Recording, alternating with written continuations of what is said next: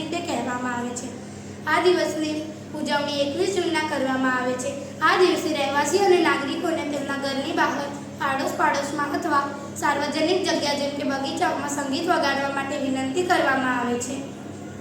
1981માં ફ્રાન્સના કલા અને સાહિત્યની મિનિસ્ટ્રીએ સંગીતના અવનવા પ્રયોગો માટે ઉજવણી કરવાનો વિચાર રજૂ કર્યો હતો। ફ્રાન્સના મંત્રી મોરી ફ્લુરેટે આ દિવસને બધાની સામે ઉજવવાનો વિચાર પ્રસ્તુત કર્યો હતો। 21 જૂન 1982ના દિવસે ફ્રાન્સમાં પ્રથમ વખત સંગીત ડેની ઉજવણી કરવામાં આવી હતી। સંગીત ડે ઉજવવા પાછળ ફક્ત મનોરંજન નહીં પણ તેનો ઉપયોગ થેરેપી રીતે પણ કરવામાં આવે છે। આ દિવસે મોટા કાર્યક્રમોનું આયોજન કરવામાં આવે છે, જેમાં સંગીત સાથે જોડાયેલા સંગીતકારો અને ગાયકોનું સન્માન પણ કરવામાં આવે છે। બહુ જ ઓછા લોકો જાણે છે કે સંગીત ડે પાછળનો થીમ શું છે।